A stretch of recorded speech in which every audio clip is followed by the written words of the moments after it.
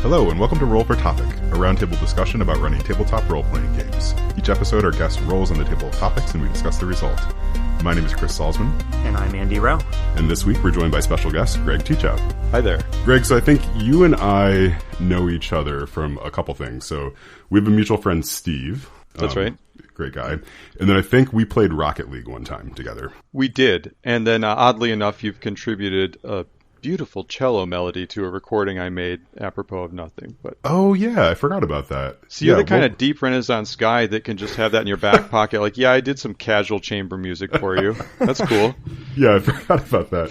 Yeah, that was for your podcast, which I'm going to flub the name on, but I really enjoyed it. And it just was a couple episodes long. I think that one was against type. Yeah. Yes. Yeah, 2 episodes is all we need. Yeah, we just thought that was everything we had to say about humanity. Boom, done. Close the book, you know? Yeah. No, that was an excellent podcast. So have you done other podcasts? Yeah, I did Quill or Be Quilled, which is 5 episodes deep. It's kind of like The Wire. I felt like 5 episodes was perfect. 5 seasons, same thing. So it's an author interview podcast. So I just talked to various authors about their books. That's real authors, not like local authors. Oh, okay. Like, well, I guess who's? Yeah, I know a lot of local authors. That's just a dig in case they listen to this. I'm a terrible person. Please continue. Yeah. Most authors I've met are really wonderful people, but I guess like who's the most famous author you've had on? I had Ken Liu, who has. Oh yeah. Oh, you know him. I've heard the name. I guess I should say. Well, he's won the Nebula and Hugo, and the other one I don't remember the name of because it doesn't matter. But he's the only guy to win 3 big sci-fi awards with 1 book, so that was awesome. What book was that? That was Paper Menagerie, so it's a short story book. But he also wrote something really important. God, I hope he doesn't listen to this. Anyway, it's something about kings. You know, kings. People like that. The listenership of this podcast is pretty small, so I think the cross section between that and the authors you've talked to is going to be that's mostly good. Non-existent. So I think we'll be okay. I talked to some other good ones too, but I won't I won't belabor that at this point. So Greg, I've got to ask though. So I might have played Rocket League with you years ago. Yes, and I will not ask you to divulge your PlayStation handle on the air here, but I wouldn't even under torture, so that's good. Okay.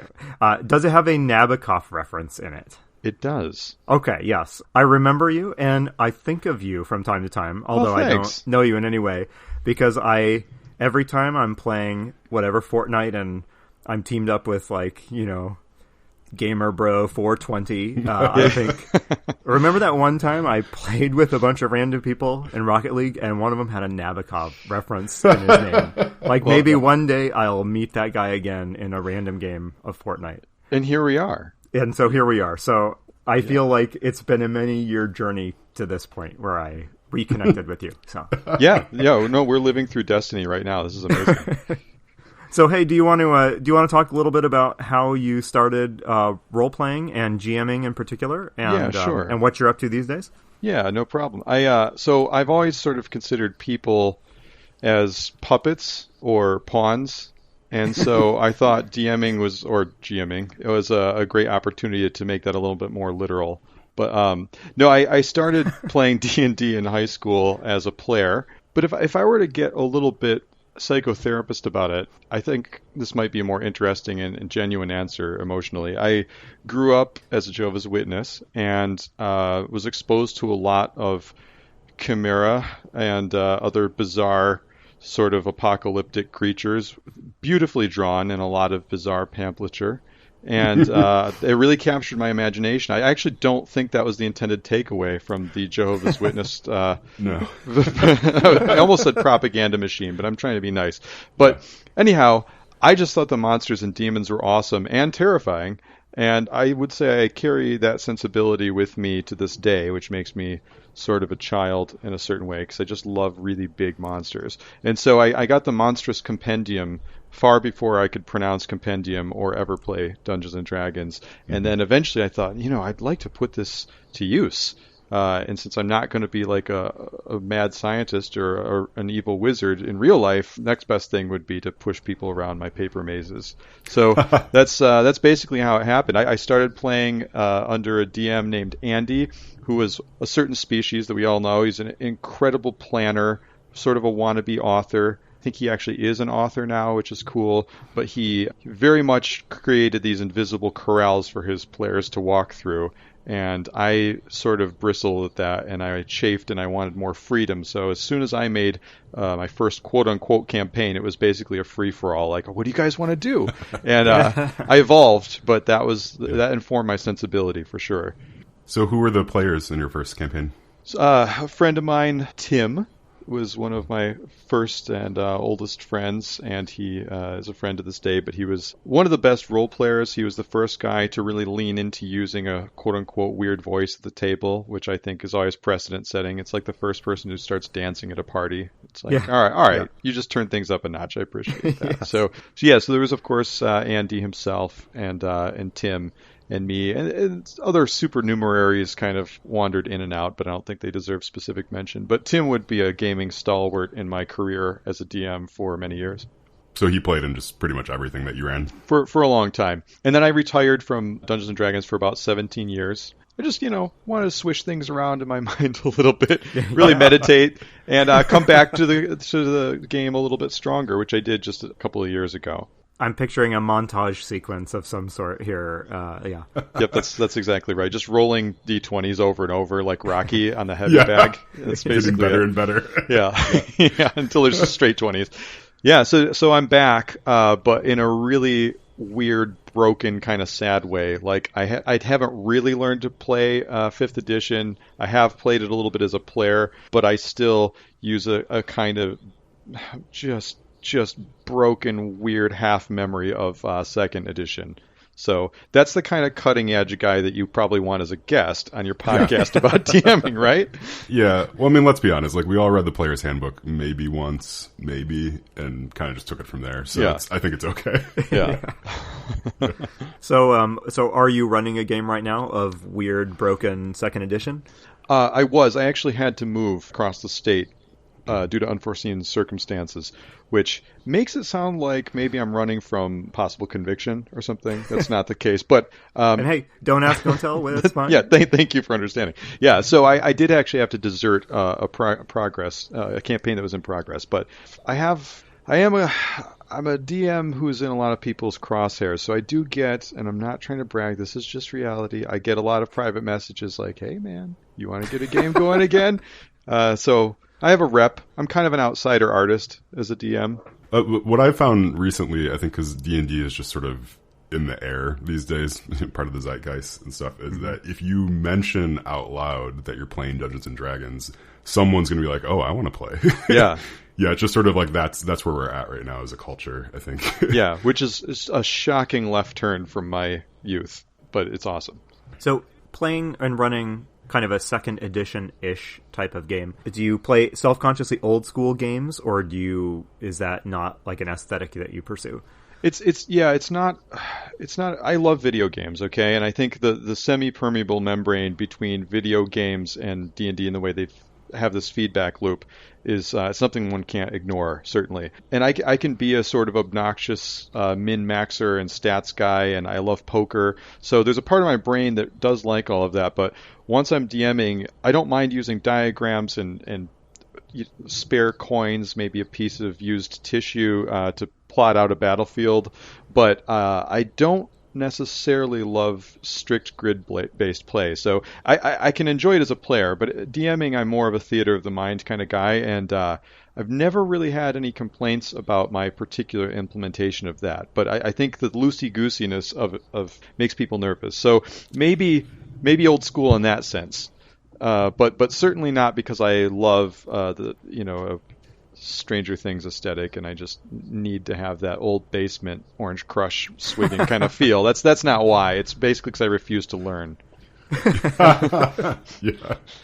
Well, you're refreshingly honest with yourself. That's got to be good, right? Yeah, I think so.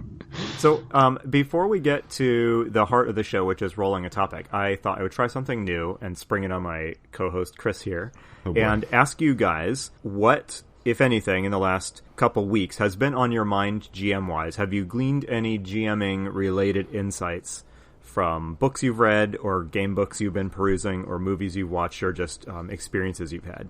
I can start if you want, because something's been on my mind. A couple of episodes ago, I forget exactly who it was, but we talked to someone who really liked to GM in the sort of swords and sorcery genre. Mm-hmm. So I have been rereading the Robert Howard's Conan stories. Oh, nice. Mm-hmm. And written, I think, in the 30s, maybe late 20s. And the thing that has struck me from a GM perspective is the way that Conan's adventures really balance the mundane and the fantastic as far as the obstacles that the protagonist Conan faces. I just read a famous Conan story, The Tower of the Elephant. And by way of example, I'll explain a little bit about the story. The Conan is going on a very D&D style adventure. He's breaking into an evil wizard's tower, and it's this fantastic magical tower off on the edge of town. And the obstacles, though, that he faces in that tower are really mundane ones for the most part. They're like just bog standard human guards, and then after the guards, he has to face down this pack of lions, and then after the lion, just regular lions, not giant ones or anything like that. And after the lions, he has to fight a slightly large spider, not even like a giant one exactly.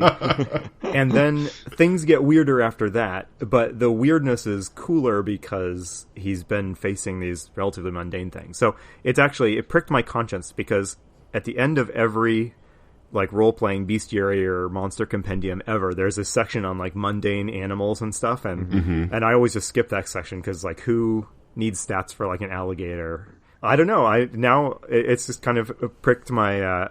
It's kind of gotten to me a little bit. I'm interested in bringing a little bit more mundane into some of my adventures, so that the fantastic is more fantastic by comparison. Okay, there's my little spiel, but that's been on my mind. What about you guys? What have you been reading or doing or thinking?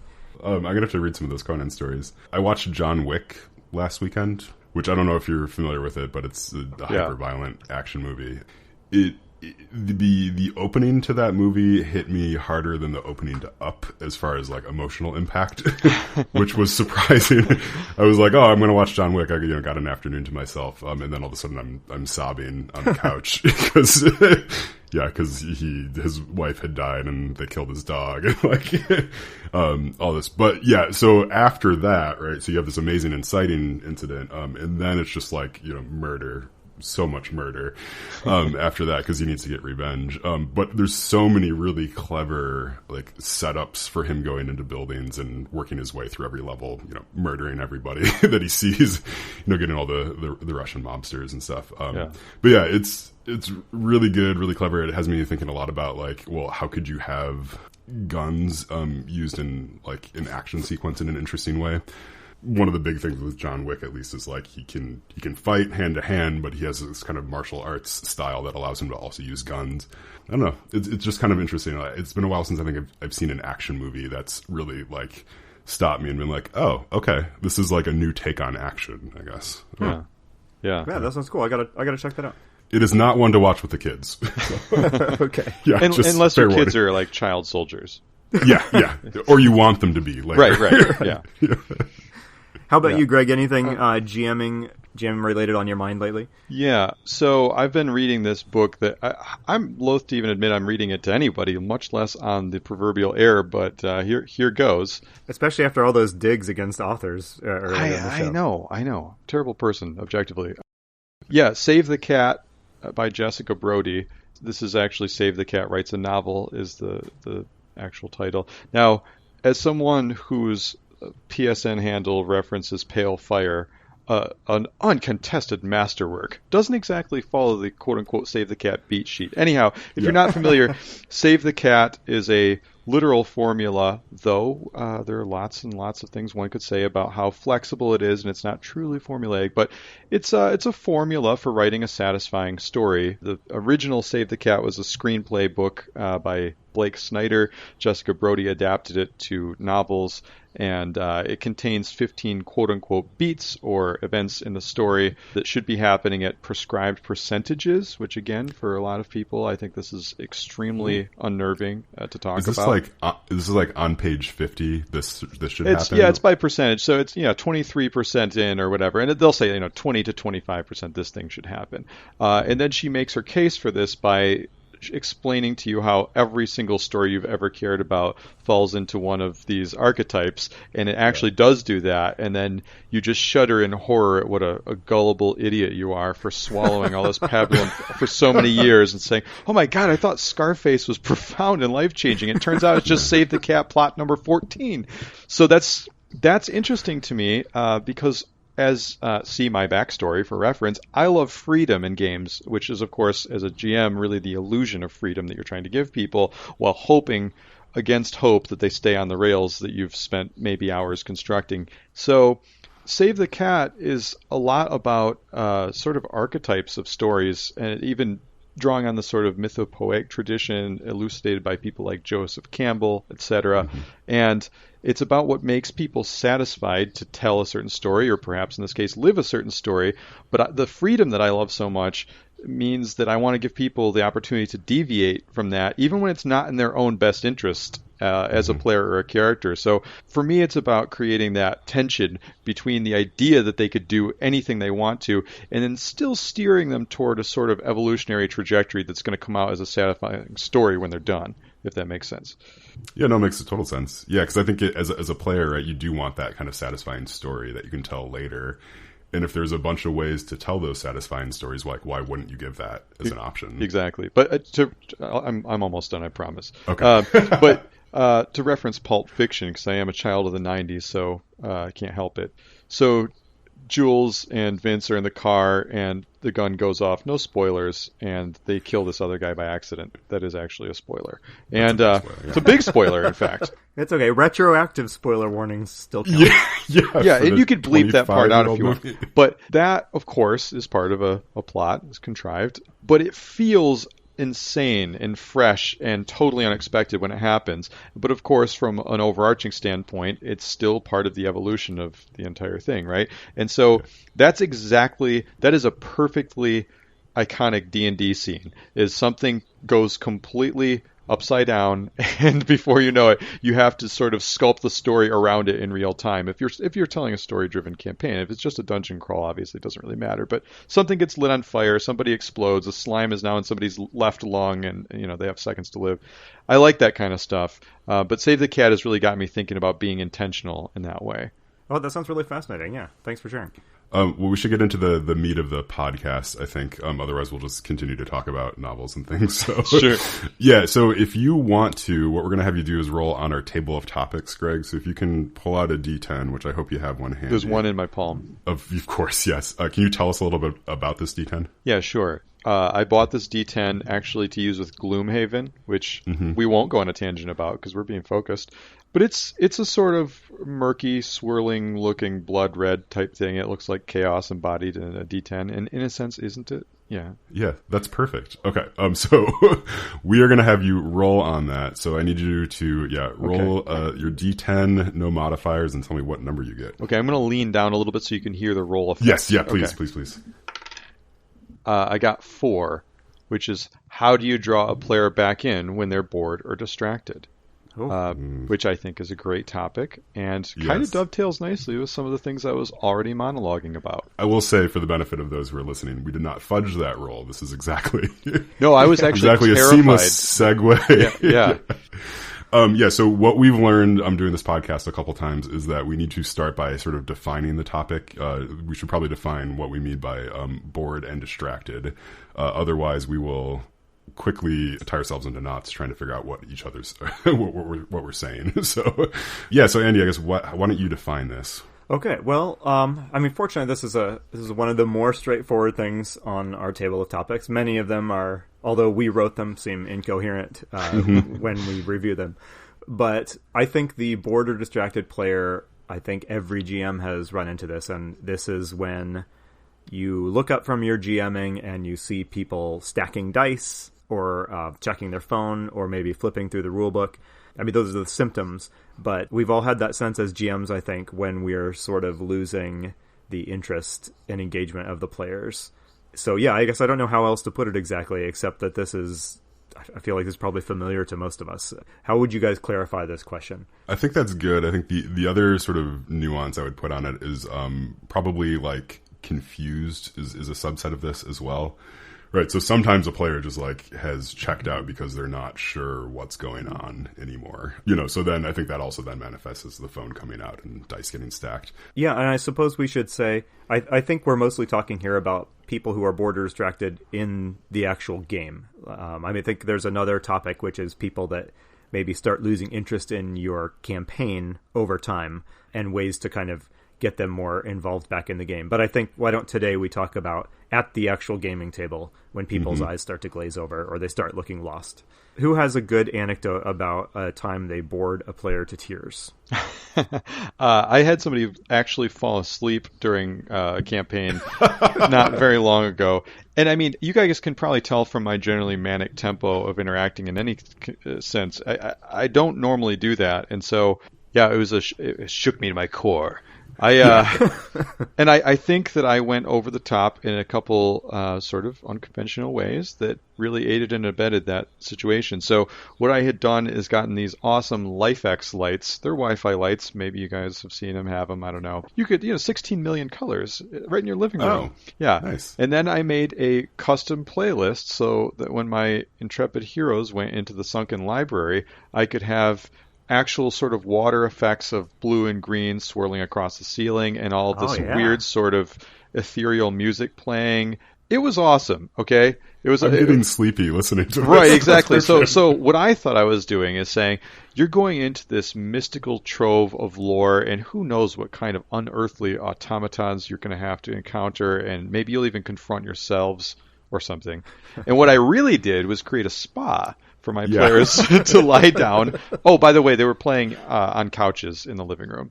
Yeah, and so one guy is a financial advisor during the day, and so maybe his work already makes him sit still and stare at screens a lot. And I put him right out. It was over. So I don't know what I could have done to rectify that as like in the moment, but I think this just says a lot about the actual scene that one is setting, metaphorically or literally. I guess I'm really curious, how did you wake him up? Or did you wake him up? Did you just let him take his nap? I probably exclaimed, "Dude, are you asleep?"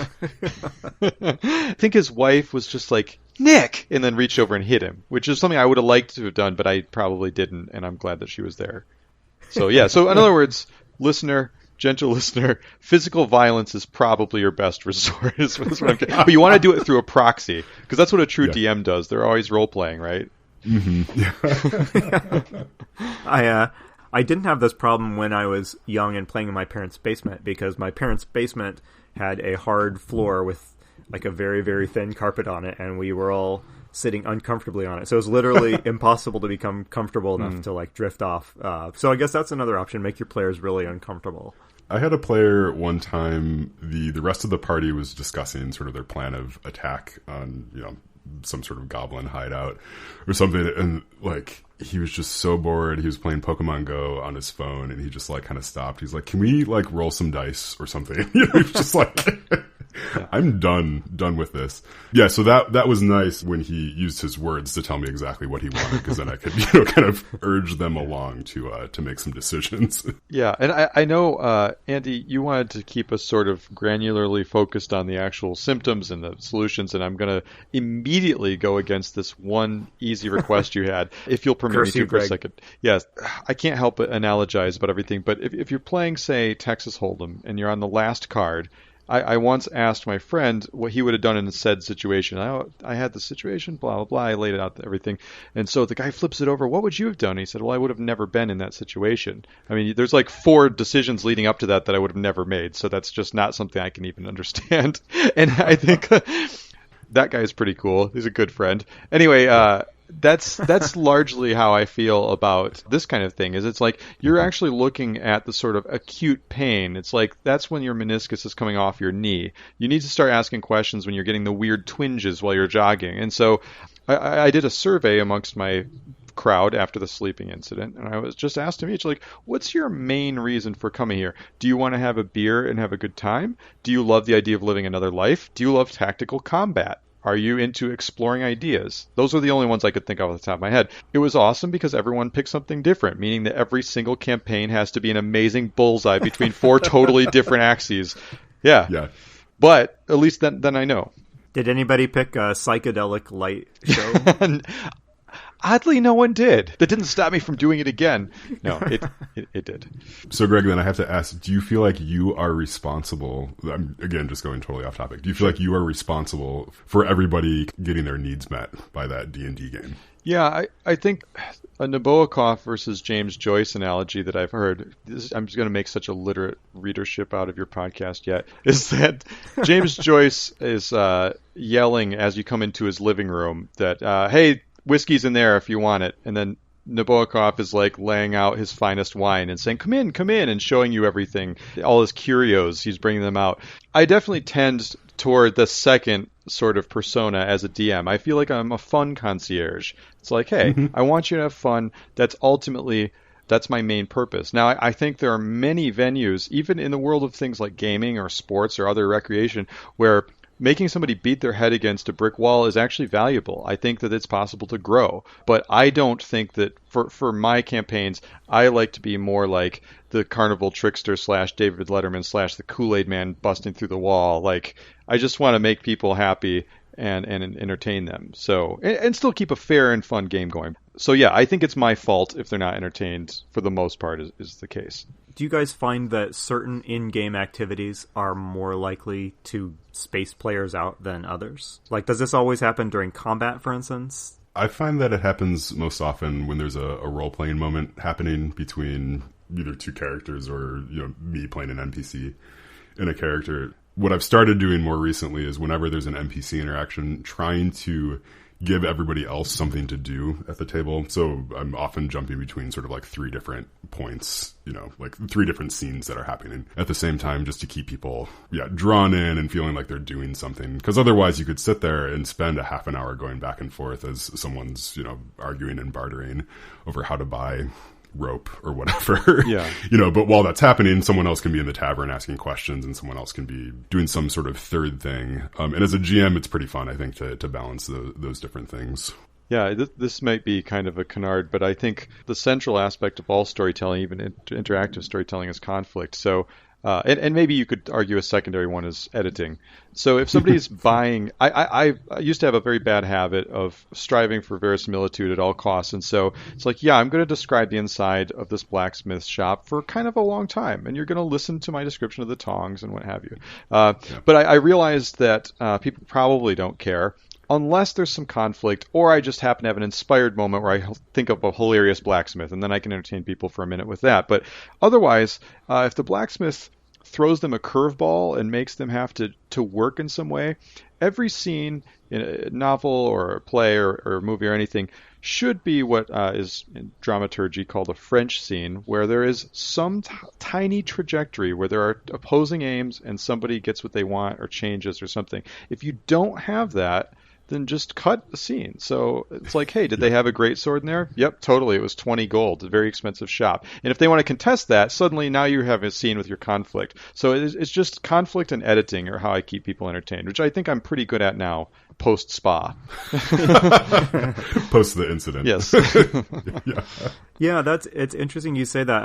I don't think I would have put it quite so eloquently, but one thing I have gotten a little bit better at doing over the years is identifying what scenes don't have many meaningful opportunities for the players to enact a change or to make a meaningful decision, and just getting better about summarizing those, quickly skimming over those scenes and just telling them how it played out, rather than force them to go through a tedious conversation just, like you say, for the sake of realism or believability.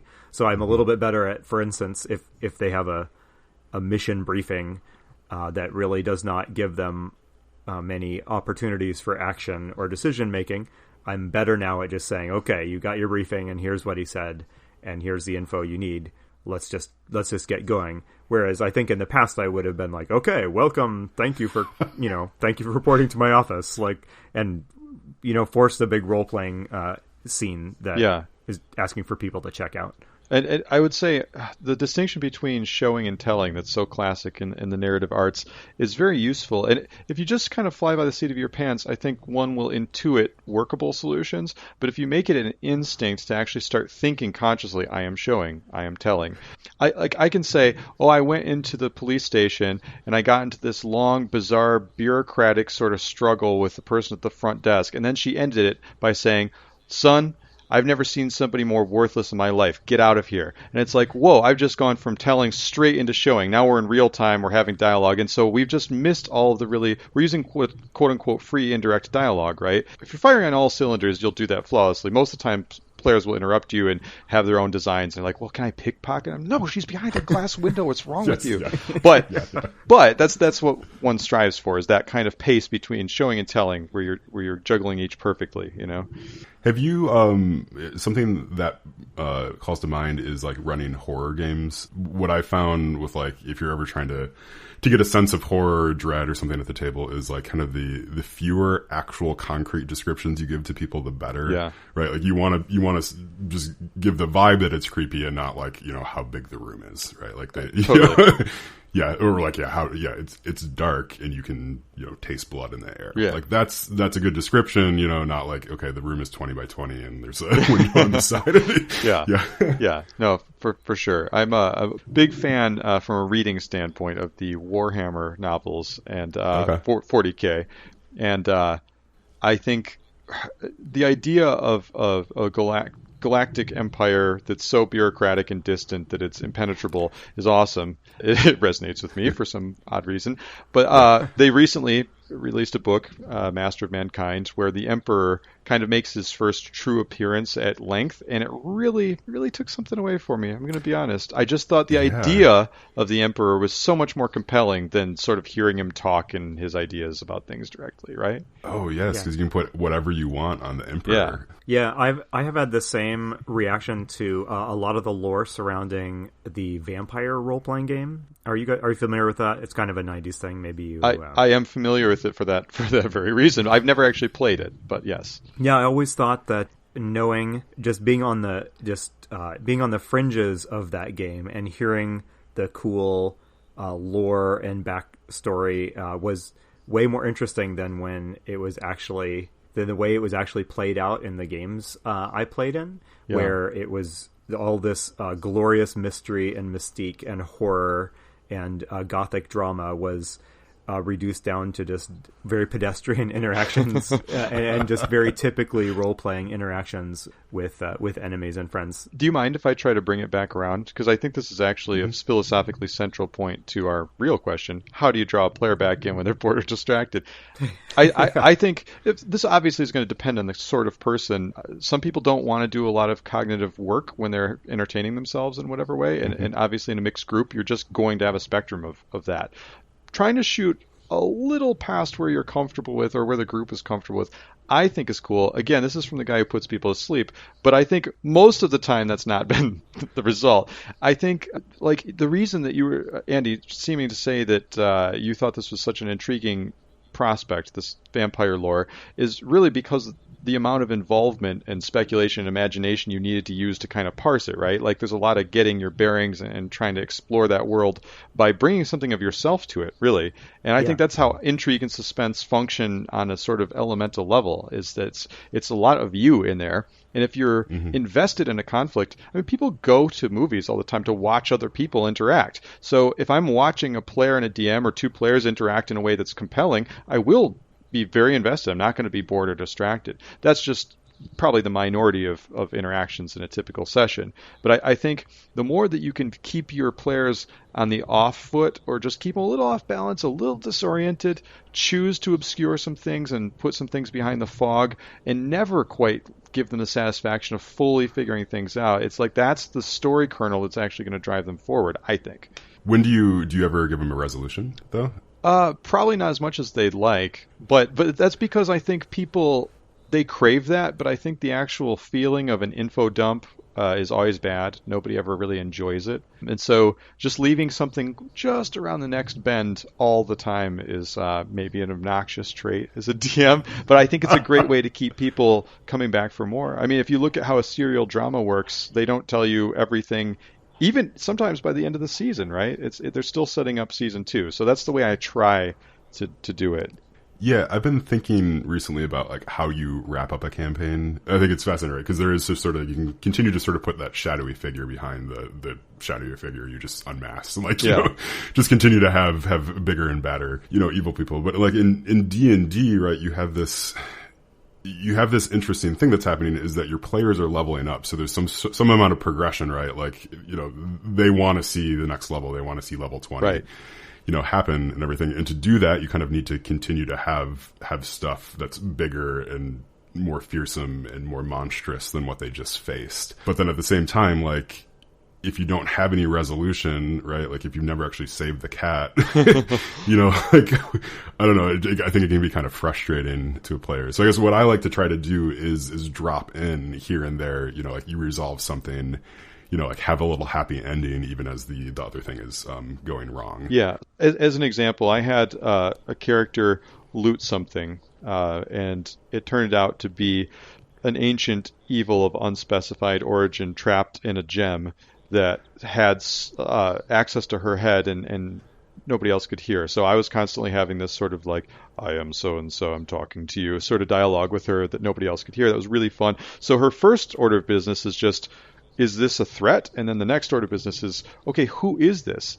And then the next order is, okay, what does it want? And then maybe he tells you what he wants, but then you realize, oh, maybe he's not being fully honest with me. So now he's an unreliable narrator who's inside my brain trying to give me different objectives than the rest of the people have. So there's just so much richness at play there. And so maybe she gets frustrated and casts the thing into the ocean, at which point she finds out that their life forces are now connected, and so she's going to drown. And before you know it, it's like this person is kind of hopelessly chained to this thing, and she has to figure it out because she's imperiled. It's like I'm asleep, I'm in a tour bus in Costa Rica, and now I see that we're going 70 on this blind curve at night over a cliff, and I'm very much awake. And so I think imperiling people in a very real way is always a great reason to get them back into the game. Yeah, imperil them until they put their phones down. Yes. Yeah. But I agree, you don't want to hold out forever about the answer. So in other words, I always gave her something concrete to figure out. This is this guy's name, this is why he's in the gem, etc. But why does he really want this thing? And so I tried to just spool that out as long as I could, and then bring a conclusion to that subplot, because otherwise it would be unsatisfying. So I'm not totally sadistic. That's good.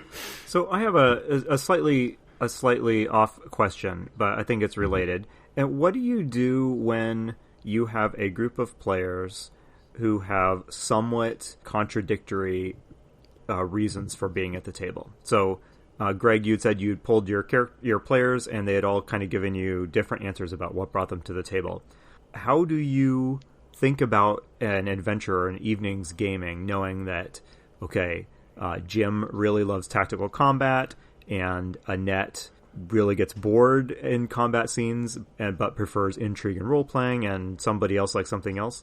Do you guys often play in groups with disparate interests like that? And if so, how do you keep half the table from getting bored when you're meeting the needs of the other half? I think game selection is sort of key there, in the sense of just trying to get people together who have common enough sensibilities is key. That's obviously by necessity not always an option. I would say this is genuinely spoiler-free, but there's a fight that happens between two Game of Thrones characters on the show that both are very beloved characters in a couple seasons ago. And I remember thinking, like, good God, I don't even know who I want to win. But I realized I actually don't want either one of these people to win, because that means the other one's going to get hurt, and I don't want that. I like these people. And I thought, but the fight itself was awesome, right? And I thought, I'm a big Ramsay fan, so I just wanted him to survive. No, that's a joke. But I thought, okay, this is the perfect marriage of action and like a truly dramatically motivated action, because there's a lot going on here under the hood, but the actual action is also awesome. And that's the sweet spot. Obviously you're not going to hit that all the time, but if you have if you're just going on a raid, it's like, hey, there's some goblins, we're going to raid their camp. That's fine. But what if the goblins have been abducting people from the local village, and the people that they've been abducting are somehow tied to whatever your character's raison d'etre is? If they're like maybe they're a druid and they're destroying, they're profaning gardens in addition to abducting children or whatever. Yeah. Or maybe they're just animal torturers. I don't know. It's kind of dark. I know it's a G-rated podcast. But the point is, by making these goblins a terrifying or terrible outgroup and ginning up real spite, suddenly you've got the people who care about the sort of role-playing and the dramatic interactions and stuff. They're married to that tactical layer a little bit more. And so I just think it's a very kind of wishy-washy holistic answer, but I really think that just trying to make sure that those things, there's always a reason for fighting, even if the fighting is actually the most fun, and that's why you're coming to the table, that way you're satisfying everybody as well as you can. Yeah, I think that works as long as everybody's okay with sort of the mechanics as being a fun thing to go through, right? So if someone just doesn't want to be playing D&D, there's nothing you can do if you're playing D&D, at the table. And I feel like I've had players who've dropped off where it's like, oh, they clearly didn't actually want to play the game that we were playing. Yeah. And I think that's okay, right? You almost have to define... If you can define what you think the game is and you can articulate that clearly to the people that might be playing, I think that goes a long way to just like setting expectations. Yeah. I think that there's a lot to be said. Well, maybe not a lot to be said, but there's something to be said about, just learning from players getting bored. I don't think that you will ever be able to run a game that doesn't have slow points for somebody, where somebody's eyes don't start glazing over at some point. And I think I wouldn't want GMs to feel pressure to be responding every time a player drifts off a little bit. I find it that when I notice players drifting off, I usually don't try to do anything too crazy in the moment to snap their attention back. But I take that as a cue of like, let's just wrap up what's going on now and maybe take a quick break and try and start over a little bit with a new scene or something fresh. I think it's fine to see that my players, they weren't into this quite so much today, or Joe is really starting to check out, and just think about that in between sessions and come back to it. Just lessons learned, I guess. I've had an experience recently where a player was like clearly distracted, like phone was out, they weren't really totally paying attention, and I tried very directly to draw them back in, like asking them questions, like an NPC interacting with them, whatever, and they just like, it wasn't happening. It was just like, okay, that's fine, right? And like next week was totally okay, right? It was just, he had a bad day. Yeah. He just didn't want to totally be there. Yeah, so I hear what you're saying, like, yeah, don't turn everything into a crisis if a player needs to check their phone for a minute. Yeah, if it's detracting from the fun of everybody else, that's one thing. But, every now and then, sometimes when you're watching a TV show, you kind of feel like pulling out your phone and catching up on email while you pay half attention to the show, out of the corner of your eye. And it's harder to do that in a role-playing game because you are expected to participate actively, of course. But I think it's okay to give players the freedom to, as long as they're not distracting from fun, again, give them the freedom to get bored every now and then. I think also, since my role is to be a pretentious literature citation guy, I think adhering to the sort of Aristotelian conception of storytelling is also useful. I try to play with small groups, for one thing, and then I try to have a unity of space and place and time and all that stuff, because that way I don't have people off on their own, like, well, I want to enter this chess tournament, so I'm going to do that in real time for the next 4 sessions, and then everybody else is in a dungeon or whatever. It's like, I try so hard to make sure that people have similar reasons, character-wise, for being in the same place at the same time. And then there is no downtime for them to really hide behind, And I don't consider a phone check the worst thing in the world. But yeah, if somebody's flagging too much, I think one big thing is to just not make it about you, It's like sometimes it's really not. Yeah, but almost all the time it's not, unfortunately, which is just a shame. I was going to ask real quick, have you guys been bored as players in a game? Yes. And my main reason for being bored, it's just like in life. I just, again, went to Costa Rica, not hypothetical. And there were times that I was not totally riveted by what was happening. But the overall premise that I was on vacation in Costa Rica was still solid. And I think that's okay, but I'm living life 100% of the time. I'm me. If I'm watching two other people, that's a whole different thing. So I'm usually bored watching people interact when there is nothing at stake. So I think stakes are the key to keeping people's attention even when they're not directly participating. It's like if you, say, Chris, have this super objective that nobody else knows that you're actually trying to poison Andy, but just so you can put him into a deathly sleep so you can marry him off to somebody else, or I don't know what's happening in this campaign. It's really nuts. But if I know all that, and if everybody at the table knows that, even every time you guys are talking and you're just sort of like, hey, do you want me to get you some more soup? And he's like, no, I'm good, bro. It's hilarious, right? So it's like, I'm not going to be bored as long as there are proper dramatic stakes. I feel like I'm hammering this to death. I do have a theater degree, okay? It's one of my things.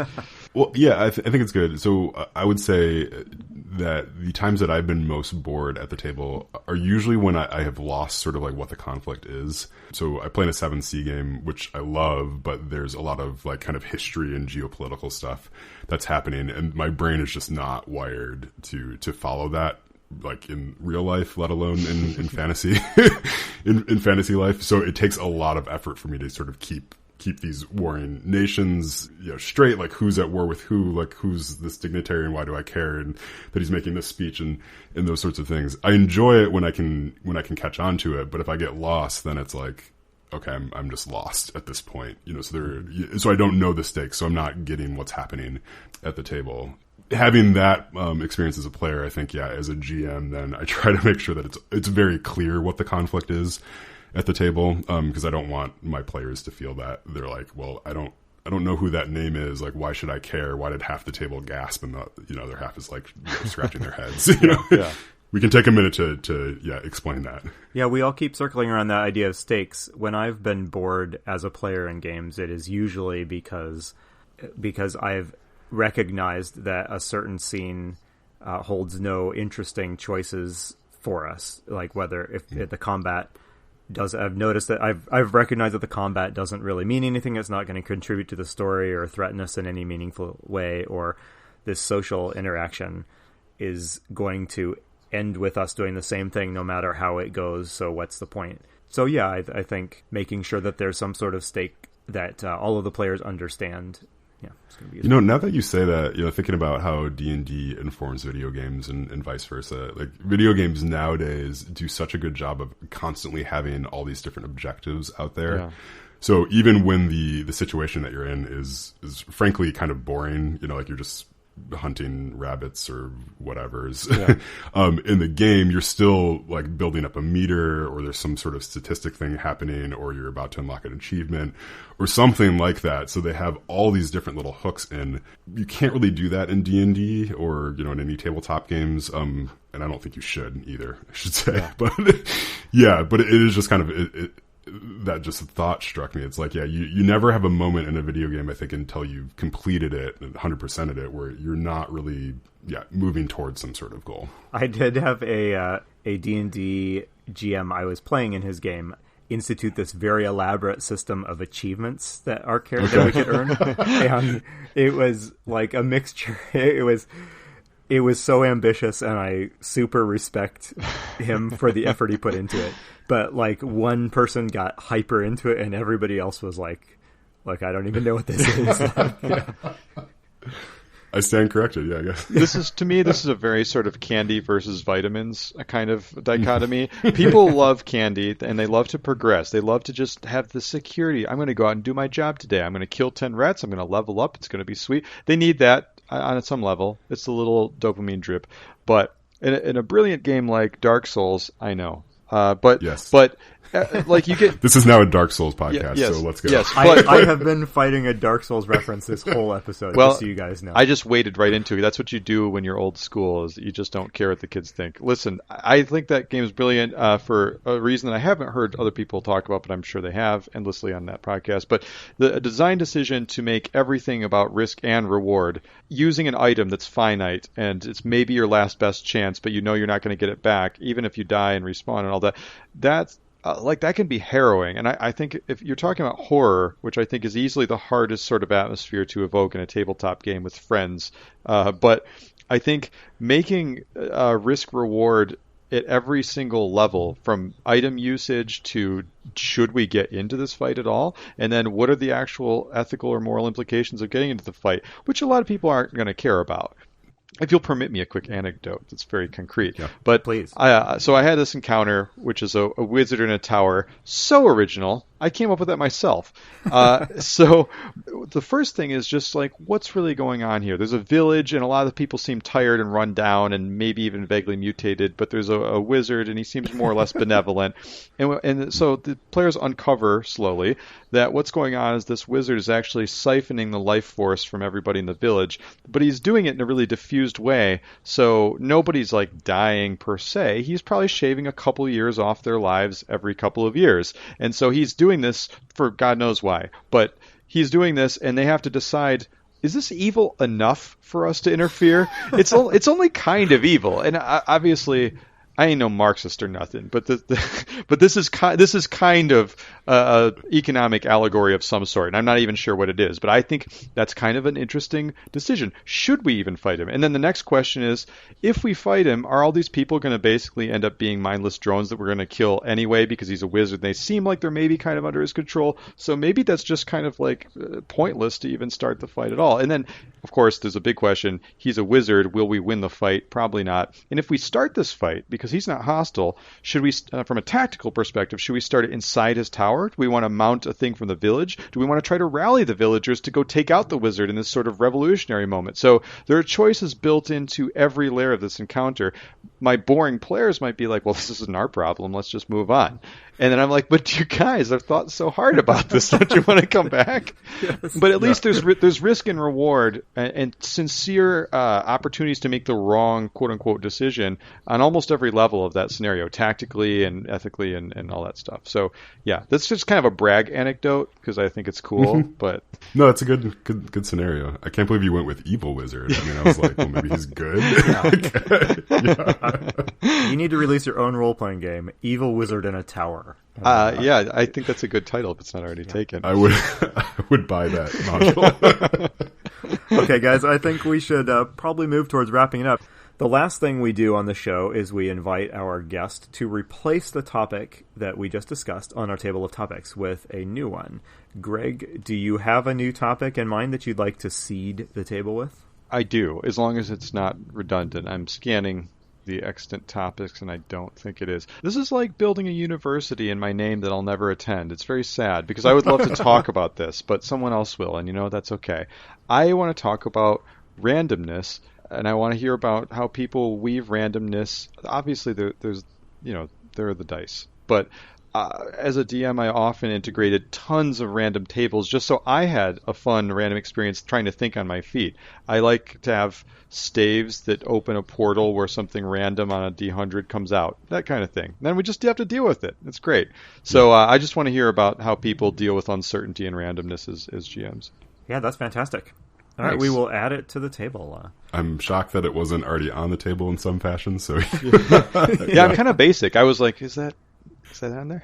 No, this is why we like having guests on, because our blind spots are many. So beholder joke. So I guess before we let you go, do you have anything that you want to plug? I mean, are your podcasts still going? Do you have any other projects out there? I plan to pick up Quill or Be Quilled again soon, but no, I focus most of my creative time on writing, actually. So I would love to plug something that is recently published, but that doesn't exist. So, no, I appreciate the opportunity, though.